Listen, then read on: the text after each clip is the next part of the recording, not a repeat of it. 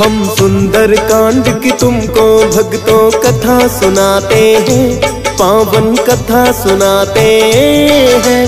हनुमान जी सिया सुधी जब लेने आते हैं, हम कथा सुनाते हैं।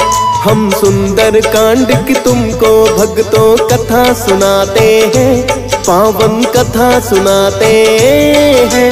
हनुमान जी सिया सुधी जब लेने आते हैं, हम कथा सुनाते हैं। जो इसको सुने सुनाए सब भ्रम दूर हो जाए, जो इसको सुने सुनाए सब भ्रम दूर हो जाए। प्रिय भक्तजनों, आज हम आपको रामायण के एक महत्वपूर्ण खंड सुंदर कांड की कथा सुनाएंगे। प्रिय भक्तों, रामायण से आप भली भांति परिचित हैं। इसी रामायण का महत्वपूर्ण अध्याय है सुंदरकांड।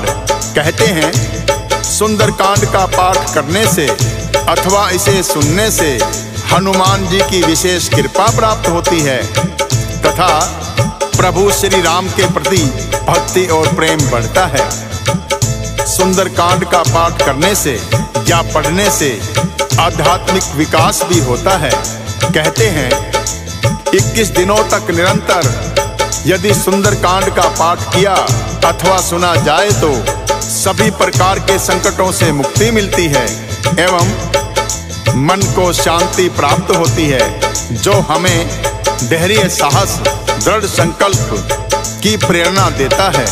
तो आइए भक्तों सुनते हैं सुंदरकांड की ये परम कल्याणकारी पावन कथा।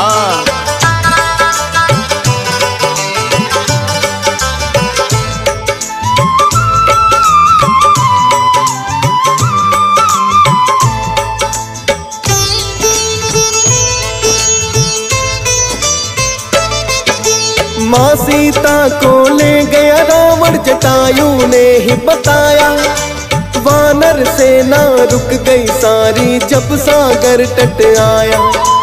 ऐसा योद्धा कौन लांघ कर सागर जो जाए, की है मंत्रणा सबने नाम तो हनुमान का आए। ऋषि श्राप के कारण किंतु बल जो भुलाया था, जामवंत ने याद दिलाया तो याद आया था।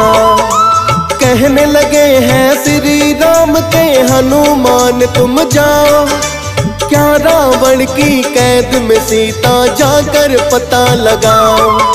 सुनकर वो आदेश प्रभु का शीश झुकाते हैं, पावन कथा सुनाते हैं। हनुमान जी सिया सुधी जब लेने आते हैं, हम कथा सुनाते हैं। जो इसको सुने सुनाए सब भ्रम दूर हो जाए, जो इसको सुने सुनाए सब भ्रम दूर हो जाए। प्रिय भक्तजनों, जामवंत जी के याद कराने पर हनुमान जी को अपना बल याद आया तो प्रभु श्री राम ने उनसे कहा कि हे हनुमान, इन योद्धाओं में तुम ही हो जो इस 100 योजन के सागर को लांघ कर जाने की क्षमता रखते हो। अतः तुम शीघ्र ही लंका में जाकर पता करो कि दुष्ट रावण ने माता सीता को किस स्थान पर बंदी बनाकर रखा है। तब राम प्रभु ने अपनी मुद्रिका हनुमान जी को दे दी और कहा कि मेरी ये मुद्रिका सीता को दिखा देना, ताकि उन्हें विश्वास हो जाए कि तुम मेरे ही दूत हो। श्री राम का आदेश पाकर हनुमान जी तत्काल ही सागर को लांघकर लंका में जाने के लिए तत्पर हो गए। फिर वो जामवंत जी से कहने लगे कि हे जामवंत जी, आपने मुझे मेरा बल याद दिलाकर अपने प्रभु की सेवा करने के लिए चुनकर कृतार्थ किया है। आप कंदमूल फल खाकर मेरी राह देखना, जब तक मैं माँ सीता की सूचना लेकर नहीं आता।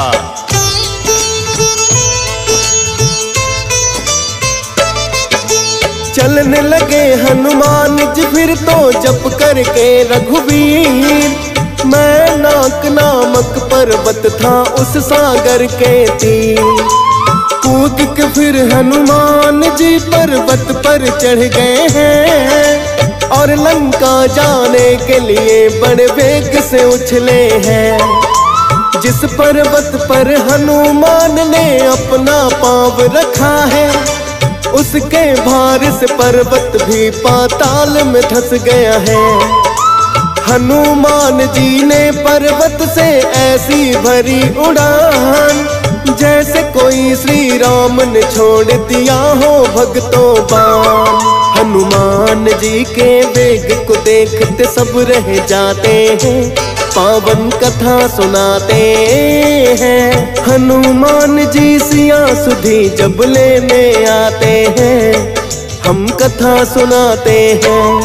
जो इसको सुने सुनाए सब गम दूर हो जाए। जो इसको सुने सुनाए सब गम दूर हो जाए। प्रिय भक्तजनों, जैसे ही हनुमान जी पर्वत पर चढ़े तो समुंदर ने रघुनाथ जी का दूत समझकर मेनाक पर्वत से कहा कि हे मेनाक, तुम हनुमान जी की थकान दूर करने वाले हो, इन्हें कुछ क्षण अपने ऊपर विश्राम करने दो। मेनाक पर्वत ने जब हनुमान जी को विश्राम करने के लिए कहा तो हनुमान जी मेनाक पर्वत से कहने लगे कि हे मेनाक, श्री राम जी के काज किए बिना भला मुझे विश्राम कहाँ। और इतना कहकर वो बड़े ही वेग से छलांग लगाई। इसके दबाव से मेनाक पर्वत भी पाताल में धंस गया। सभी देवता हनुमान के इस वेग को देखकर बड़े ही हैरान हो रहे थे, किंतु उन्होंने हनुमान जी के बल बुद्धि की परीक्षा लेने हेतु सर्पों की माता सुरसा को भेज दिया, जो बड़ा ही विकराल रूप धारण करके हनुमान के सामने आकर कहने लगी,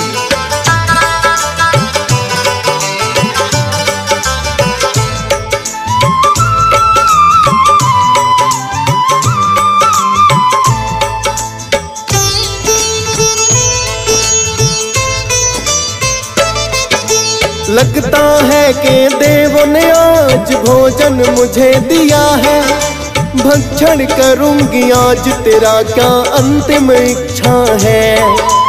इतना सुनकर सुरसा से ये बोले पवन कुमार, सिया सुधी लेने को माता जा रहा सागर पार। माँ सीता से मिलके हाल में रघुबर को बतलाओ, सत्य वचन है ग्रास स्वयं ही आपका मैं बन जाऊं।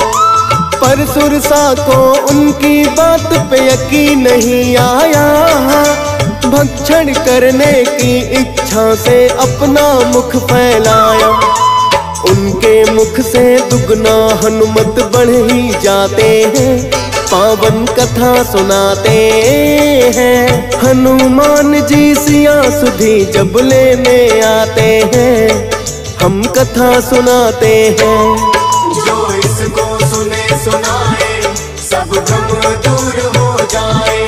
जो इसको सुने सुनाए सब गम दूर हो जाए। प्रिय भक्तजनों, जो ही हनुमान जी का भक्षण करने के लिए सुरसा ने अपना मुख खोला तो हनुमान जी ने भी विशाल रूप धारण कर लिया और उसके मुख से दुगना हो गए।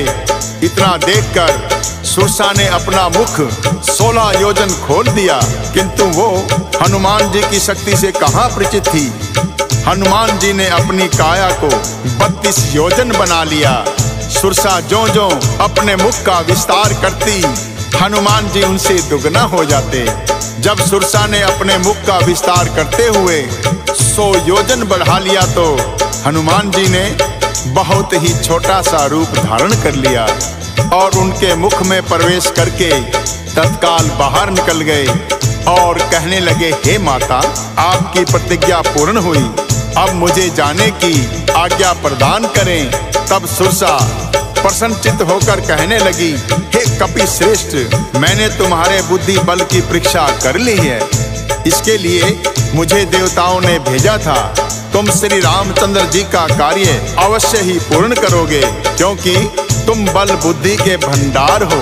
और यह आशीर्वाद देकर सुरसा तत्काल ही प्रस्थान कर गई।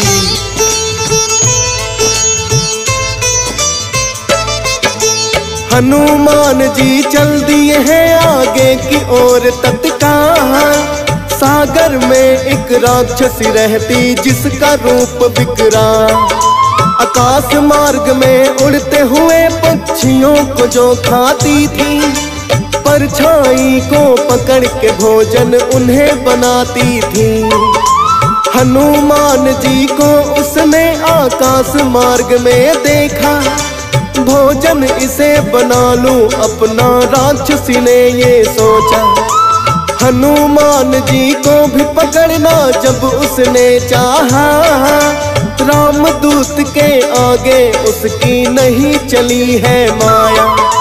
मार के घूसा राक्षसी को परलोक पठाते हैं, पावन कथा सुनाते हैं। हनुमान जी सिया सुधी जब लेने आते हैं, हम कथा सुनाते हैं।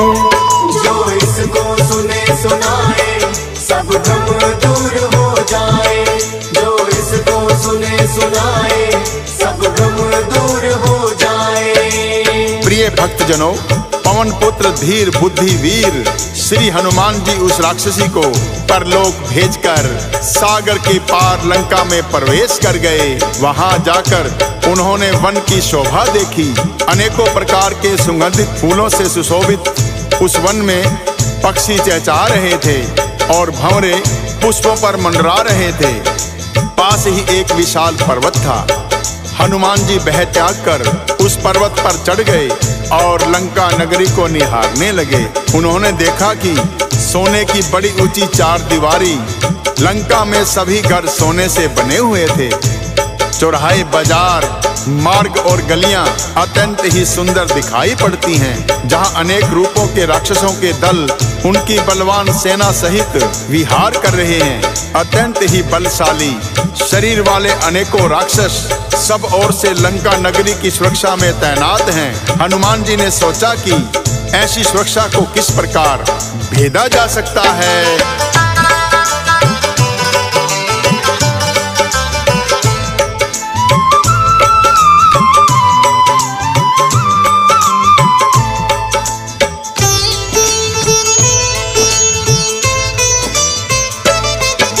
सोच रहे हैं हनुमान मैं ऐसा उपाय करूं, लंका में प्रवेश करने को सूक्ष्म रूप धरूं।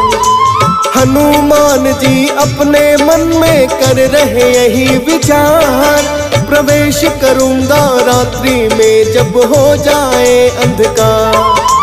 हनुमान ने सूक्ष्म रूप तो बड़ा अपना है बनाया, लंका में प्रवेश उन्होंने करना है चाहा।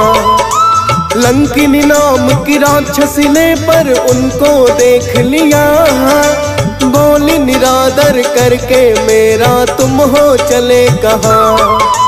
पड़ी निगाह लंकिनी की वो जान न पाते हैं, पावन कथा सुनाते हैं। हनुमान जी सिया सुधी जब लेने आते हैं, हम कथा सुनाते हैं। जो इसको सुने सुनाए सब भ्रम दूर हो जाए। जो इसको सुने सुनाए सब भ्रम दूर हो जाए।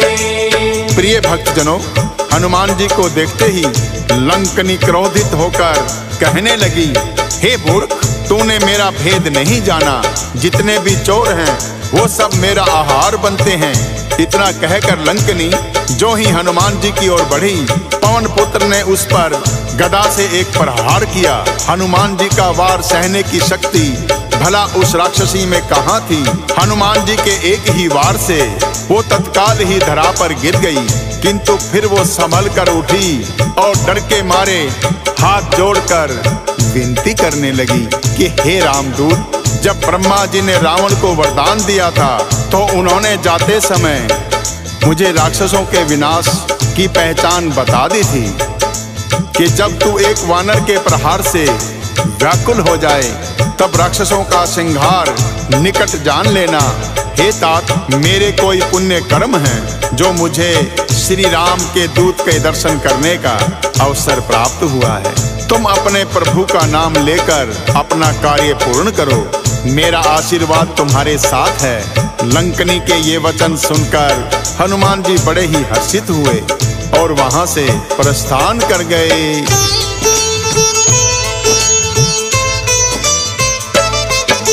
लंका के प्रत्येक महल का निरीक्षण जब है किया, हनुमान जी को माँ सीता नहीं दिखी है वहाँ। फिर एक सुंदर महल बड़ा ही दिया दिखाई है, जिसकी शोभा शब्दों में जाती नहीं गाई है। अनेकों ही तुलसी के पौधे महल में लगे हुए हैं, दीवारों पर श्री राम के शस्त्र भी छपे हुए हैं। हनुमान जी सोच रहे अपने मन ही मन है, इन राक्षसों के कुल में जाने कौन यहाँ सज्जन है। सुनकर आहट तभी विभीषण जाग ही जाते हैं, पावन कथा सुनाते हैं। हनुमान जी सिया सुधी जब लेने आते हैं, हम कथा सुनाते हैं। जो इसको सुने सुनाए सब भ्रम दूर हो जाए, जो इसको सुने सुनाए सब भ्रम दूर हो जाए। प्रिय भक्तजनों, विभीषण जी हनुमान जी के पास आए और उन्होंने राम नाम का उच्चारण किया। लंका नगरी में किसी दैत्य के मुख से राम नाम का उच्चारण सुनकर हनुमान जी का हृदय प्रसन्न हुआ। हनुमान जी पूछने लगे कि आप कौन हैं, जो दैत्य कुल में जन्म लेने पर भी मेरे प्रभु श्री राम की भक्ति करते हैं। तब विभीषण ने अपना परिचय देते हुए कहा कि हे कपि श्रेष्ठ, मैं रावण का छोटा भाई विभीषण हूँ। यहाँ दैत्यों में मैं ऐसे रह रहा हूँ जैसे दांतों के बीच जिह्वा रहती है, किंतु मुझ पर श्री राम की असीम कृपा हुई, जो मुझे आपके दर्शन हो गए। हनुमान जी कहने लगे, मैं तो अपने प्रभु का एक छोटा सा सेवक हूँ, धन्य तो मैं हो गया आपके दर्शन पाकर। इस प्रकार दोनों राम भक्तों ने प्रभु की लीलाओं का गुणगान किया। फिर हनुमान जी पूछने लगे, मैं माता सीता के दर्शन करना चाहता हूँ, कृपा करके मुझे उनके निवास स्थान का पता दीजिए। तो विभीषण ने हनुमान जी को अशोक वाटिका का पता बता दिया।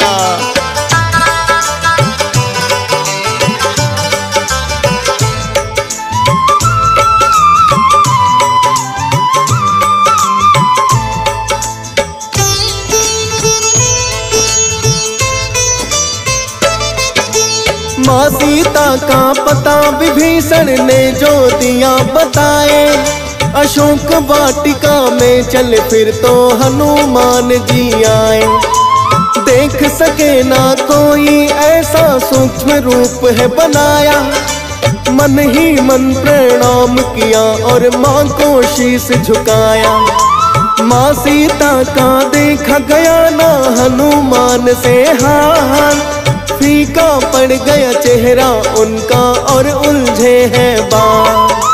त्रिजटा राक्षसी जैसी अनेकों लगा सख्त पहरा, हाल देखिए माता का आघात लगा गहरा।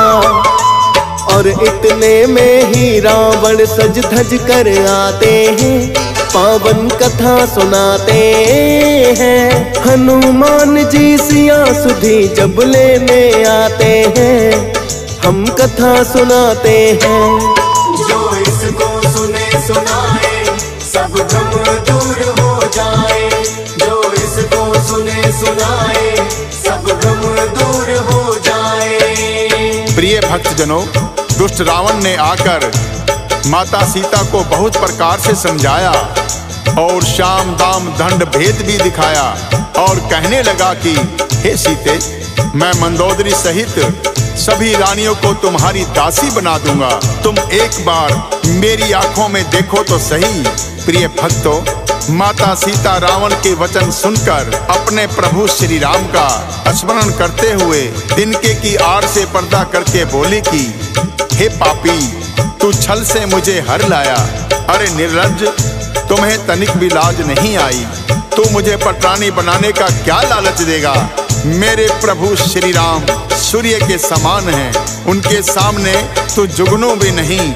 माँ सीता के कठोर वचन सुनकर रावण ने क्रोधित होकर अपनी तलवार निकाली और कहने लग गया, तुम मेरे बल से अभी परिचित नहीं हो, तुम्हारा सर अभी धड़ से अलग कर सकता हूँ। अपने बल का स्वयं गुणगान करते हुए रावण सीता की ओर बढ़ा तो रानी मंदोदरी ने उन्हें नीति के विरुद्ध कहकर रोक दिया। तब रावण ने सभी दासियों से कहा, सीता को सभी प्रकार से भय दिखाकर उसे मनाओ। यदि महीने भर में ये मेरा कहा ना माने तो मैं इसका सर धड़ से अलग कर दूंगा। इतना कहकर क्रोध की अग्नि में जलता हुआ रावण वापस लौट गया।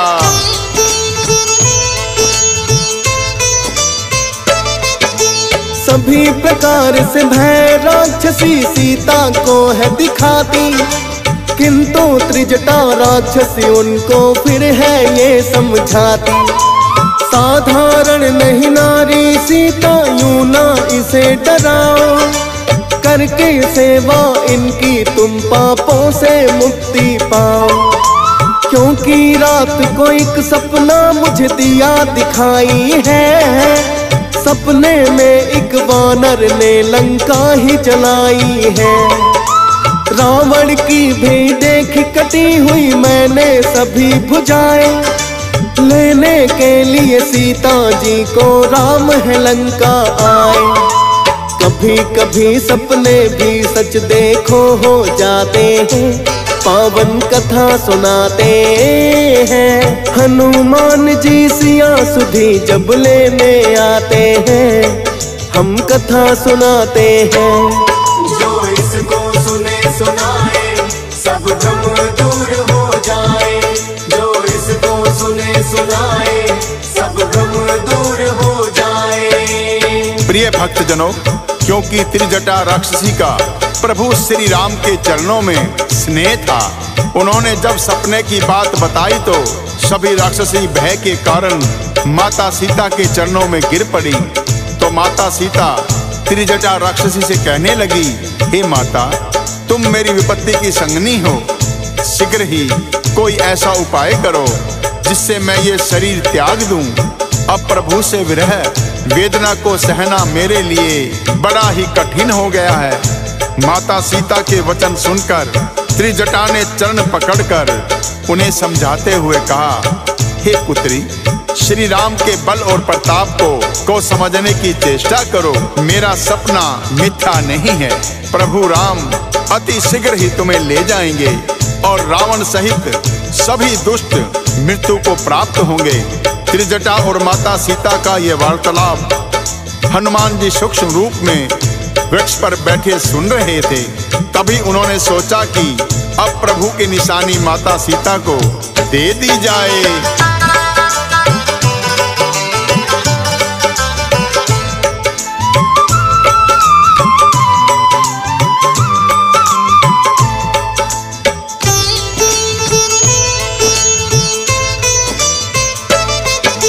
श्री राम की मुंदरी उन्होंने नीचे गिराई है, देख निशानी प्रभु की माता बड़ी हर्षाई है।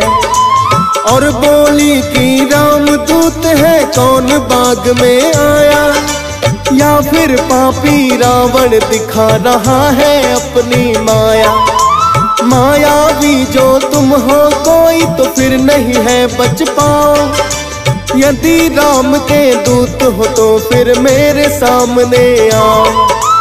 कूदे वृक्ष से तभी सामने आ गए हैं हनुमान, आकर माता सीता के चरणों में किया प्रणाम।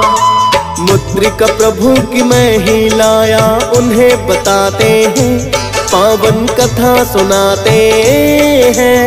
हनुमान जी सिया सुधी जब लेने आते हैं, हम कथा सुनाते हैं।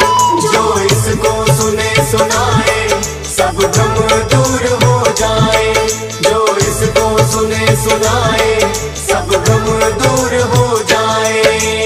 प्रिय भक्तजनों, हनुमान जी ने माता सीता को प्रणाम करके कहा कि हे माता, अपने प्रभु श्री राम की निशानी मैं ही लेकर आया हूँ। हनुमान जी का यह वचन सुनकर माँ सीता के प्रेम आंसुओं की धारा बह निकली और कहने लगी, हे तात, विरह के सागर में डूबती हुई मुझ दासी के लिए तुम जहाज के समान हो। अब तुम छोटे भाई लक्ष्मण और श्री राम की कुशलता का समाचार सुनाओ। क्या रघुनाथ जी को कभी मेरी याद आती है या प्रभु ने मुझे बिल्कुल भुला दिया? ये कहते हुए फिर से माता सीता के नेत्र आंसुओं से भर गए। तब हनुमान कहने लगे, हे माते, आप धीरज रखिए। प्रभु श्री राम और लक्ष्मण जी अत्यंत ही कुशल हैं, परंतु आपके बिना बहुत ही दुखी हैं। आप मन में गलानी मत करिए और रघुनाथ जी का संदेश सुनिए। प्रभु श्री राम ने कहा है कि हे सीते, तुम्हारे वियोग में मेरे लिए सभी पदार्थ प्रतिकूल हो गए हैं। वृक्षों के नए नए कोमल पत्ते मानो अग्नि के समान, रात्रि काल रात्रि के समान, चंद्रमा सूर्य के समान और कमल पुष्पों के वन भालों के समान प्रतीत होने लगे हैं। मेघ मानो खोलता हुआ तेल बरसाते हैं। हे प्रिय, मेरा मन सदा तुम्हारे पास ही रहता है। प्रभु का यह संदेश सुनकर जानकी जी प्रेम मगन हो गई। हनुमान जी कहने लगे, हे माता, धीरज धारण करो और प्रभु श्री राम का स्मरण करो। राक्षसों का समूह पतन के समान है और श्री रघुनाथ जी के बाण अग्नि के समान, जो सभी राक्षसों को भस्म करने की क्षमता रखते हैं। प्रभु श्री राम को यदि पता चल गया होता तो वो विलंब ना करते। हे माता, चाहो तो मैं अभी आपको यहाँ से ले जा सकता हूँ, किंतु मुझे प्रभु श्री राम ने आज्ञा दी है कि मैं केवल आपकी कुशलता का समाचार लेकर आऊं। आप धीरज रखिए।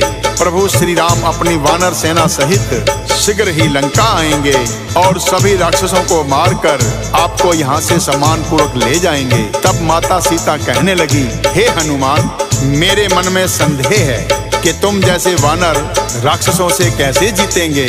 यह सुनकर हनुमान जी ने अपनी काया को पर्वत के समान विशाल कर लिया। माता सीता को यकीन हो गया कि अब रावण का अंत निकट है। हनुमान जी कहने लगे, हे माता, जिस पर प्रभु श्री राम की कृपा हो उसके लिए कुछ भी अजय नहीं। हनुमान जी की वाणी सुनकर माँ सीता को संतोष हुआ और उन्होंने हनुमान जी को आशीर्वाद दिया कि हे पुत्र, तुम बल और शील के निधान हो। जाओ हे पुत्र, तुम अजर अमर, तुम सभी गुणों की खान बनो, ऐसा मेरा आशीर्वाद है। तो आइए भक्तों, सुनाते हैं आगे की कथा।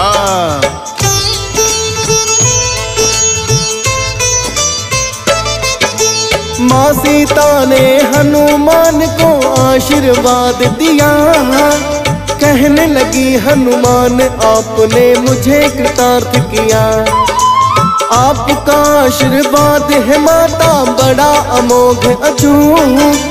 फल खाने की इच्छा है, अब मुझे लगी है भूख। यदि आपकी आज्ञा हो तो माता फल खाऊंगा। मीठे फलों को खाकर अपनी भूख मिटाऊंगा। माँ सीता ने आज्ञा दे दी हनुमत को तत्काल। चढ़े उछल कर वो तो वृक्ष पर जहाँ लगे फल्ला। ताजा फलों को भर के पेट हनुमान जी खाते हैं, पावन कथा सुनाते हैं। हनुमान जी सिया सुधी जब लेने आते हैं, हम कथा सुनाते हैं। जो इसको सुने सुनाए सब भ्रम दूर हो जाए। जो इसको सुने सुनाए सब भ्रम दूर हो जाए। प्रिय भक्तजनों, इस प्रकार हनुमान ने चुन चुन कर मीठे मीठे फल खाए और अनेकों पेड़ उखाड़ कर फेंक दिए। वहाँ बहुत से दानव जो वाटिका के रखवाले थे, उनमें से कुछ को मार डाला, कुछ अपने प्राण बचाकर भागे और रावण से जाकर पुकार की कि हे नाथ, एक बड़ा ही उपद्रवी वानर आया है जिसने अशोक वाटिका उजाड़ डाली है, फल खाए और वृक्षों को उखाड़ डाला, रखवालों को मार मार कर गिरा दिया। यह सुनकर रावण ने बहुत से बलशाली राक्षस भेजे। उन्हें देखकर हनुमान जी ने गर्जना की तथा सभी को मार भगाया। तब रावण ने अपने पुत्र अक्षय कुमार को अनेक बलशाली राक्षसों के साथ भेजा, किंतु हनुमान जी के आगे कोई भी नहीं टिक पाया। अक्षय कुमार सहित रावण के अनेक योद्धाओं का वध हनुमान जी ने कर दिया। जब रावण को ज्ञात हुआ कि उस वानर ने अक्षय कुमार का भी वध कर दिया है, उन्होंने अपने बड़े पुत्र मेघनाथ को भेजा और कहा कि ऐसा कौन बलशाली वानर आया है जिसने अक्षय कुमार सहित हमारे अनेक बलशाली योद्धाओं को मार गिराया। तुम शीघ्र ही उसे जाकर पकड़ कर लाओ, हम स्वयं उसे मृत्यु दंड देंगे। अपने पिता की आज्ञा पाकर मेघनाथ गरजता हुआ अशोक वाटिका की ओर आया। हनुमान जी ने जब देखा कि मेघनाथ उनसे युद्ध करने आया है, तो उन्होंने बहुत ही एक विशाल वृक्ष उखाड़कर मेघनाथ के ऊपर प्रहार किया। मेघनाथ का रथ तिनके की भांति बिखर गया। क्रोधित होकर मेघनाथ ने भी हनुमान जी पर वार किया, किंतु मेघनाथ का हर वार हनुमान को पुष्प की वर्षा के समान लग रहा था। मेघनाथ ने अनेकों प्रकार की माया रची, किंतु हनुमान जी से जीत ना सके और अंत में उन्होंने ब्रह्मपात हनुमान जी के ऊपर छोड़ दिया। ब्रह्मपाश को देखकर हनुमान जी हाथ जोड़कर खड़े हो गए और उन्होंने स्वयं को ब्रह्मपाश में बांध लिया। हनुमान जी को ब्रह्मपाश में बंदी बनाकर मेघनाथ रावण की सभा में ले आए। हनुमान जी को देखकर रावण दुर्वचन कहता हुआ जोर से हंसा। फिर पुत्र अक्षय कुमार का स्मरण किया तो उनके हृदय में विषाद उत्पन्न हो गया और क्रोधित होकर कहने लगा, अरे वानर, तू कौन है? किसके कहने पर तूने अशोक वाटिका को उजाड़कर मेरे पुत्र का वध कर दिया? तूने किस कारण से राक्षसों को मारा? अरे मूर्ख, क्या तुम्हें अपने प्राण गंवाने का भय नहीं?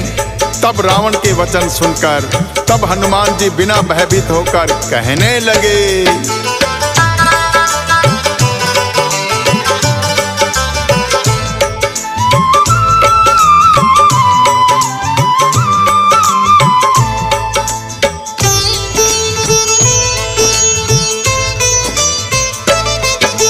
जिनका बल पाकर ब्रह्मा ने सृष्टि को है रचाया, उनका ही बल पाकर मैं तेरी लंका में आया। जो देवों के रक्षक है दुष्टों का करे संहार, उनके आशीर्वाद से कर दिया मैंने सागर पार। है वो चराचर जगत के स्वामी प्रभु मेरे श्री राम, तेरे पुत्र का वध किया मैंने लेकर उनका नाम। चोरी और छल करके क्यों खुद पर इतराए हो, जिनकी प्रिय पत्नी का हरण तुम करके लाए हो। क्षमा मांग कर वापस दे दो, उसे समझाते हैं, पावन कथा सुनाते हैं। हनुमान जी सिया सुधी जब लेने आते हैं, हम कथा सुनाते हैं। जो इसको सुने सुनाए सब गम दूर हो जाए, जो इसको सुने सुनाए सब गम दूर हो जाए। प्रिय भक्तजनों, हनुमान जी ने रावण को समझाते हुए कहा कि हे रावण, अब भी समय है, तुम प्रभु श्री राम के चरण कमल को हृदय में धारण करो और लंका पर अचल राज करो। ऋषि पुलत्स्य जी का यश निर्मल चंद्रमा के समान है, तुम उस चंद्रमा पर कलंक मत बनो और माता सीता को सकुशल वापस लौटाकर प्रभु से क्षमा मांग लो। मेरे प्रभु दया निधान हैं और वो अभी भी तुम्हारे इस कृत्य को भूलकर तुम्हें प्राण दान दे सकते हैं। हे रावण, तुम अपना अभिमान त्याग प्रभु की शरण में जाओ, इसी में तुम्हारी और समस्त राक्षस कुल की भलाई है। हनुमान जी की ये सभी बातें अभिमानी लंकापति रावण को समझ नहीं आई और व्यंग करके बोला, हमें यह बंदर बड़ा ही ज्ञानी गुरु मिला। अरे दुष्ट, तेरी मृत्यु निकट है, तू वानर होकर मुझे शिक्षा देने चला है, मैं अभी तुम्हारे प्राण हर लेता हूँ। इतना कहकर क्रोधित होते हुए रावण ने जो ही तलवार खींची तो विभीषण जी ने उनसे कहा कि हे लंकापति, दूत का वध करना नीति के विरुद्ध है। तो रावण हंसकर कहने लगा, यदि ऐसी कोई बात है तो इस वानर का अंग भंग करके भेज दिया जाए। वानर को अपनी पूंछ से बड़ा ही लगाव होता है, अतः तेल में कपड़ा भिगोकर इसकी पूंछ में लपेटकर आग लगा दो। जब यह वानर बिना पूंछ के अपने स्वामी के पास जाएगा तो यह बड़ा ही लज्जित होगा, जिसकी यह इतनी बड़ाई करता है। मैं भी तो उसकी प्रभुता देखूं। रावण का आदेश पाकर अनेकों राक्षस तेल और घी में भिगा हुआ कपड़ा हनुमान जी की पूंछ पर लपेटने लगे।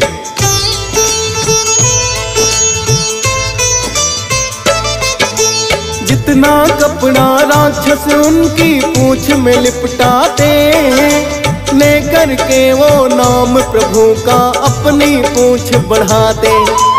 हनुमान जी की शक्ति को रावण ना पहचाना, पूंछ में आग लगाकर चाहता रावण जिसे जलाना। उस हनुमान ने किंतु अपनी शक्ति जब दिखलाई, उड़ गए हैं आकाश में जो ही पूंछ में आग लगाई। एक एक कर लंका के सब घरों को है लगे जलाने, मच गई त्राही त्राही लगे सब चीखने और चिल्लाने। किंतु भक्त विभीषण का घर नहीं जलाते हैं, पावन कथा सुनाते हैं। हनुमान जी सिया सुधी जब लेने आते हैं, हम कथा सुनाते हैं। जो इसको सुने सुनाए सब भ्रम दूर हो जाए। जो इसको सुने सुनाए सब भ्रम दूर हो जाए। प्रिय भक्तजनों, इस प्रकार हनुमान जी ने पल भर में ही लंका नगरी का दहन कर दिया। भक्त विभीषण के घर को छोड़कर सोने की लंका राख का ढेर बन गई। लंका दहन करके हनुमान जी ने सागर में जाकर अपनी पूंछ की आग बुझाई और फिर से सूक्ष्म रूप धारण करके श्री जानकी जी के सामने हाथ जोड़कर जा खड़े हुए। हनुमान जी ने कहा, हे माता, मैंने प्रभु श्री राम की कृपा से रावण की लंका नगरी को दहन कर दिया है। अब मैं आपसे विदा लेने आया हूँ। मुझे आपकी कोई निशानी दे दीजिए, जिसे दिखाकर अपने प्रभु को मैं आपकी कुशलता का समाचार सुना सकूं। हनुमान के वचन सुनकर माता सीता बड़ी ही हर्षित हो उठी और उन्होंने अपनी चूड़ामणि उतारकर हनुमान जी को दे दी और कहा, हे पुत्र, प्रभु श्री राम को मेरा प्रणाम कहना और बताना कि अब मैं और विरह नहीं सह पाऊंगी, अतः मुझे अति शीघ्र यहाँ से ले जाएं। माता सीता को अनेक प्रकार से धीरज बंधाकर हनुमान जी ने वहाँ से गर्जना करते हुए प्रस्थान किया। पुनः सागर को लांघकर प्रभु श्री राम के शिविर में आ गए। हनुमान जी को सभी वानर देखकर बड़े ही हर्षित हुए। उनके मुख की लालिमा देखकर लग रहा था कि वो प्रभु श्री राम के काज को सफलतापूर्वक संपन्न करके लौटे हैं। सर्वप्रथम आकर सुग्रीव सहित हनुमान जी ने प्रभु श्री राम के चरणों में प्रणाम करते हुए माता सीता की चूड़ामणि उन्हें दे दी।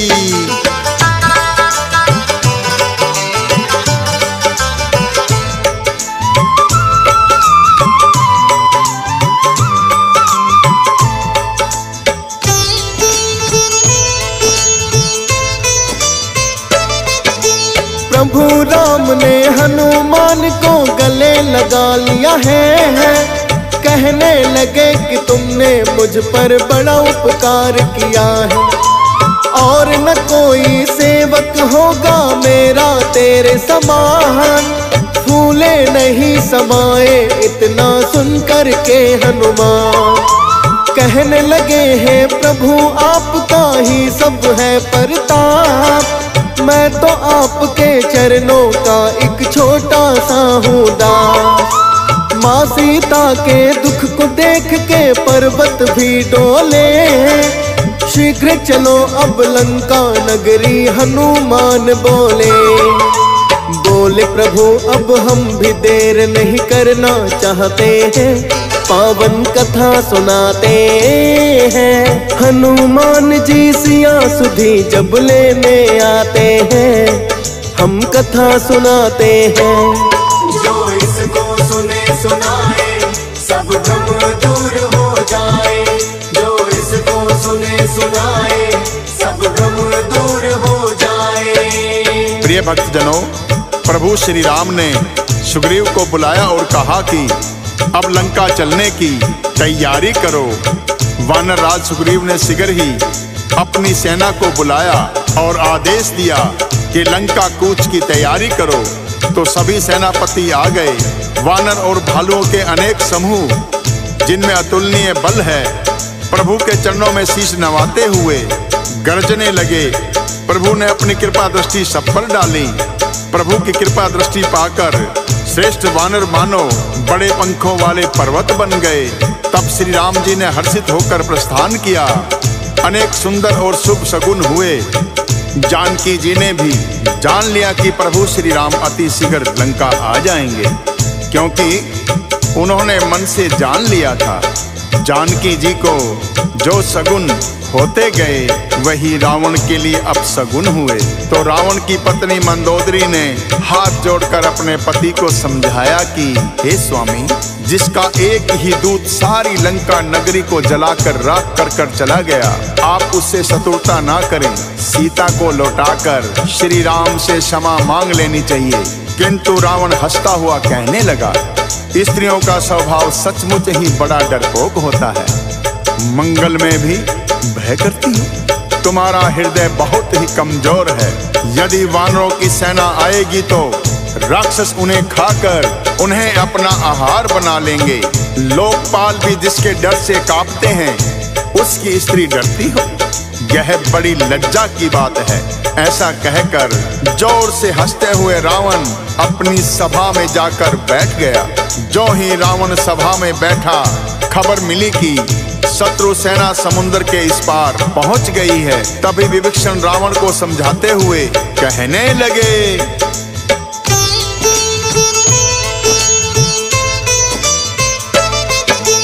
अब भी समय है विनती मेरी, आप करो स्वीकार। काम क्रोध मद लोभ मोह तो होते नरक के द्वार। अभिमान अपना त्यागो और प्रभु शरण में जाओ। आदर पूर्वक माँ सीता को अति शीघ्र लौटाओ, वरना नष्ट होने से कोई लंका को बचा ना पाए। राक्षस कुल मिट जाएगा यदि राम जो लंका आए। साधारण नर समझने की ना उनको भूल करो। काल खड़ा है सर आपके रावण जरा डरो। क्यों न नष्ट होने से कुल को आप बचाते हैं, पावन कथा सुनाते हैं। हनुमान जी सिया सुधी जब लेने आते हैं, हम कथा सुनाते हैं। जो इसको सुने सुनाए सब भ्रम दूर हो जाए। जो इसको सुने सुनाए सब भ्रम दूर हो जाए। प्रिय भक्तजनों, विभीषण की बात सुनकर क्रोधित होकर रावण कहने लगा कि हे दुष्ट, तेरी मति मारी गई है, जो अपने शत्रु की इतनी बड़ाई कर रहा है। अरे मूर्ख, जगत में ऐसा कौन है जिसको मैंने अपनी भुजाओं के बल से नहीं जीता हो। मेरे बल पर शंका करते हुए तुम मेरे शत्रु की प्रशंसा कर रहा है। इतना ही यदि तुझे अपने राम पर भरोसा है तो लंका को तेरी कोई आवश्यकता नहीं। जा अपने राम के पास चला जा। ये कहकर रावण ने उसे लात मारकर भगा दिया। तब भी विभीषण ने बार बार उनके चरण पकड़कर विनती की कि आप मेरे पिता समान हैं। मैं अब भी आपकी भलाई की बात करूंगा कि आप प्रभु शरण में चले जाइए। विभीषण की बातों का रावण पर कोई असर नहीं हुआ और रावण ने उसे दुत्कार दिया। अंत में विभीषण को लंका का त्याग करना पड़ा और वो सागर पार करके प्रभु राम के शिविर में आ गए।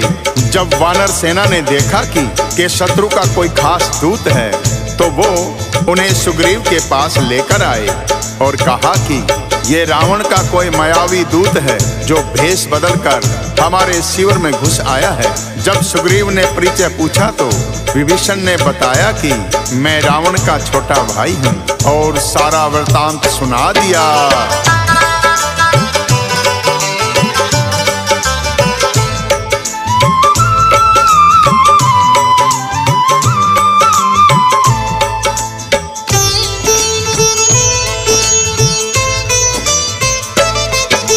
प्रभु राम को फिर सुग्रीव ने है संदेश सुनाया, छोटा भाई रावण का है आपकी शरण में आया। आदर पूर्वक प्रभु राम ने उन्हें बुलाया है, भेद जानकर सारा अपने गले लगाया है। कृपा राम की पाई विभीषण बड़े प्रसन्न हुए हैं, कहने लगे कि आज तो मेरे भाग्य ही धन्य हुए। शरणागत के रक्षक होते हैं भक्तों सदा राम, प्रभु ने दिया विभीषण को फिर लंकापति है नाम। करके राज तिलक वो मुकुट भी उन्हें पहनाते हैं, पावन कथा सुनाते हैं। हनुमान जी सिया सुधी जब लेने आते हैं, हम कथा सुनाते हैं। जो इसको सुने सुनाए सब भ्रम दूर हो जाए, जो इसको सुने सुनाए सब भ्रम दूर हो जाए। प्रिय भक्तजनों, प्रभु श्री राम का प्रेम पाकर विभीषण कहने लगे कि हे प्रभु, मेरा बड़ा ही सौभाग्य है जो मैंने आपके दर्शन पा लिए, मेरा जीवन धन्य हो गया। विभीषण की बात सुनकर प्रभु राम कहने लगे, हे विभीषण, आपके अंदर कोई अवगुण नहीं है, आप मेरी शरण में आए हो। मेरी शरण में आने वाले ब्रह्म हत्यारे का भी मैं कल्याण करता हूँ। आज से तुम लंकापति भक्त विभीषण के नाम से ही पुकारे जाओगे। तब प्रभु श्री राम कहने लगे कि हे बानर राज सुग्रीव और लंकापति विभीषण, सुनो, इस गहरे समुद्र को किस प्रकार पार किया जाए। तो विभीषण कहने लगे, हे रघुनाथ, यद्यपि आपका एक ही बाण करोड़ों समुद्रों को सोखने वाला है, तथापि यह उचित होगा कि समुद्र से प्रार्थना की जाए।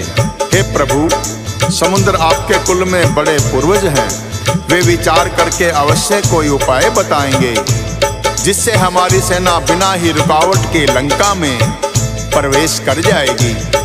प्रभु राम ने कहा, उचित है, मैं सागर से विनती करता हूँ कि वानर सेना सहित मुझे लंका प्रवेश करने का उपाय बताए। और प्रभु राम आसन लगाकर सागर के किनारे बैठ गए और उनसे प्रार्थना करने लगे कि हे सागर, हमें लंका की ओर जाने की अनुमति दें।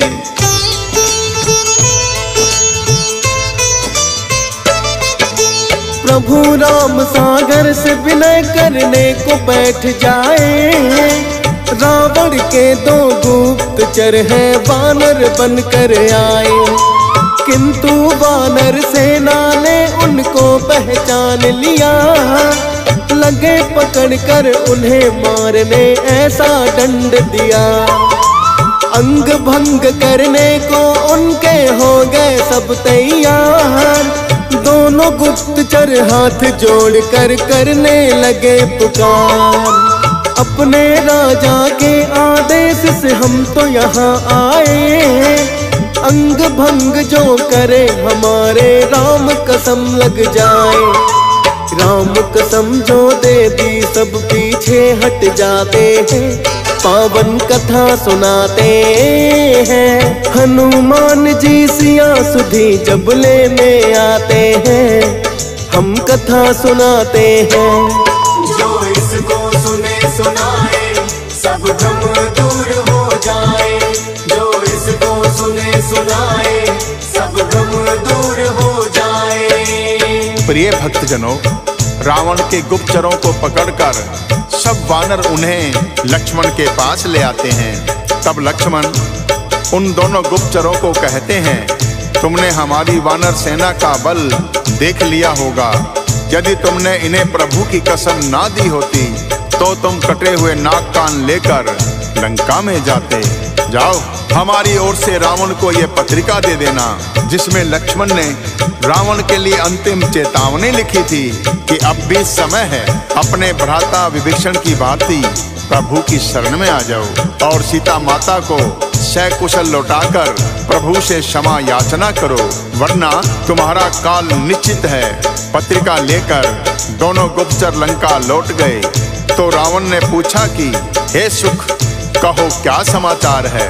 तो सुख नामक गुप्तचर रावण से कहा, हे दशानन, क्रोध त्याग कर हमारी बात सुनो। यद्यपि श्री राम के बाणों में इतना बल है, उनका एक बाण ही करोड़ों सागरों को सुखा सकता है, किंतु उनकी सरलता ऐसी है कि वो सागर से अपने और वानर सेना के लिए रास्ता मांग रहे हैं। और उनकी वानर सेना के बल का वर्णन तो हम सहस्त्र मुख से भी नहीं कर सकते। जिस हनुमान ने सारी लंका नगरी को दहन कर दिया, उससे कई गुना बल उनके अनेक योद्धाओं में है। हमने अपने कानों से सुना और आंखों से देखा है।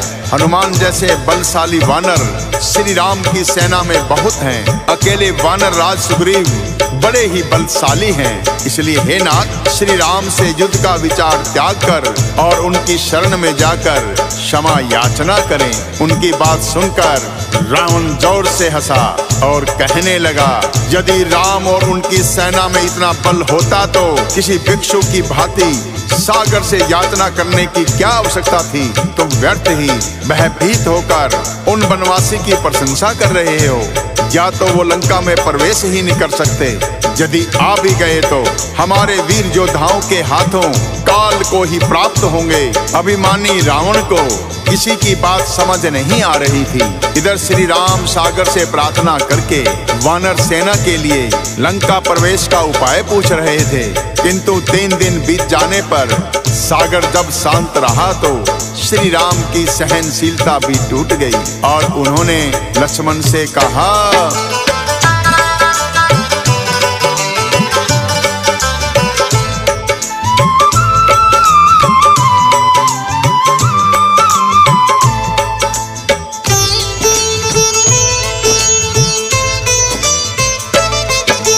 धनुष बाण है लक्ष्मण मेरा, लेकर तुम आओ। अभी सुखा दूंगा सागर को, देखते तुम जाओ। लक्ष्मण ने भी उनकी आज्ञा का पालन किया है। श्री राम को लाकर उनका धनुष बाण दिया है। जो ही अग्नि बाण राम ने चलाना है चाहा, ब्राह्मण रूप में सागर उनके सामने है आया। हाथ जोड़कर विनती उनसे करने लगा सागर, शांत स्वभाव है मेरा भगवन आपकी आज्ञा पाकर। मर्यादा में रहना मुझको आप सिखाते हैं, पावन कथा सुनाते हैं। हनुमान जी सिया सुधी जब लेने आते हैं, हम कथा सुनाते हैं। जो इसको सुने सुनाए, सब भ्रम दूर हो जाए। जो इसको सुने सुनाए, सब भ्रम दूर हो जाए। प्रिय भक्तजनों, जैसे ही प्रभु राम ने अपना धनुष बाण चढ़ाया, ब्रह्म रूप में सागर आकर कहने लगे, हे प्रभु मेरे सब अवगुण क्षमा कीजिए। हे नाथ, वायु, अग्नि, जल और पृथ्वी, इन सब का स्वभाव आपके प्रताप से जड़ ही है। आपकी प्रेरणा से ही माया ने सृष्टि में इन्हें उत्पन्न किया है। सब ग्रंथों ने यही गाया है। जिसके लिए स्वामी की जैसी आज्ञा है, वह उसी प्रकार से रहने में सुख पाता है। प्रभु, आपने अच्छा किया कि मुझे दंड देने के लिए तत्पर हो गए। आपके प्रताप से मैं सूख भी जाऊंगा और सेना पार उतर भी जाएगी, किंतु इसमें मेरी मर्यादा भंग हो जाएगी। हे प्रभु, आप मर्यादा पुरुषोत्तम हैं। आपके प्रताप से ही मैंने मर्यादा में रहना सीखा है, किंतु आपकी आज्ञा का उल्लंघन भी मैं नहीं कर सकता। यदि आप आज्ञा देंगे तो मैं अभी सूख जाऊंगा, किंतु जो जलचर प्राणी मुझ में जीवन यापन कर रहे हैं उनकी मृत्यु हो जाएगी। अतः हे प्रभु, मुझे उचित आदेश दीजिए। सागर के विनय पूर्वक वचन सुनकर प्रभु श्री राम उनसे कहने लगे, हे सिंधुराज, कृपा करके हमें कोई ऐसा उपाय बताओ जिससे वानरों सहित मेरी सेना पार उतर जाए। प्रभु की विनती सुनकर सागर उनसे कहने लगे,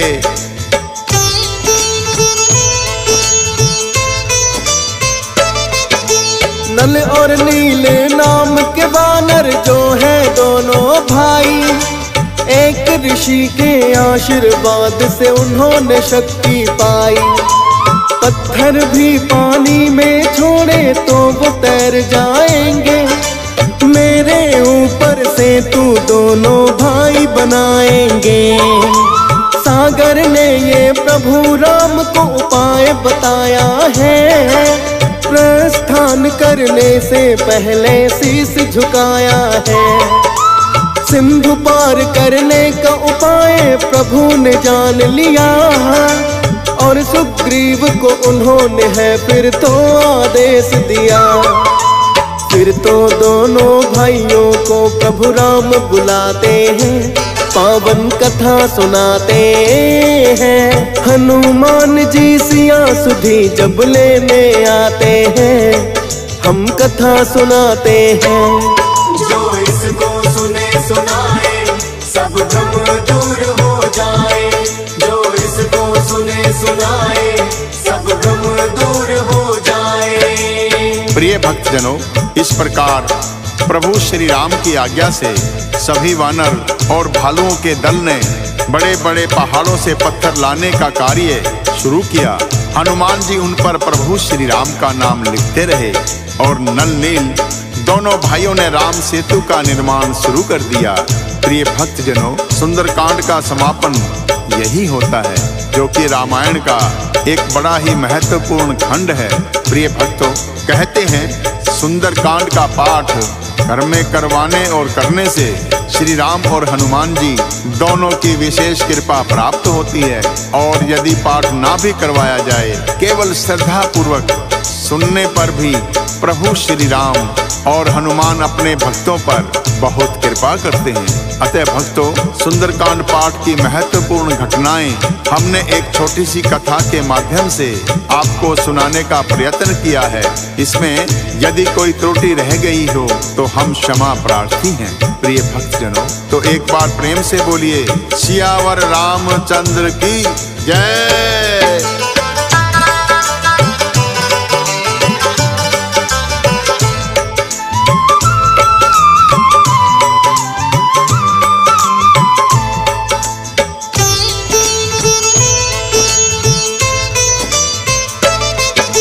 प्रभु की ही माया से रचा है ये सारा ब्रह्मांड, उनकी ही लीला का अंश है भक्तों सुंदर कांड। राम भक्त हनुमान की लीलाओं का जिसमें वर्णन, सिया राम के त्याग और तप के भी है जिसमें दर्शन। श्रद्धा भक्ति भाव से सुंदर कांड सुनेगा जो भी, प्रभु राम और हनुमान की कृपा बड़ी ही होगी। हंस राज रलहन इस कथा को श्रवण जो करता है, असीम कृपा है प्रभु की हम पर ऐसा लगता है। डीएस पाल और फौजी सुरेश भी प्रभु को ध्याते हैं, पावन कथा सुनाते हैं। हनुमान जी सिया सुधी जब लेने आते हैं, हम कथा सुनाते हैं। जो इसको सुने सुनाए सब भ्रम दूर हो जाए, जो इसको सुने सुनाए सब भ्रम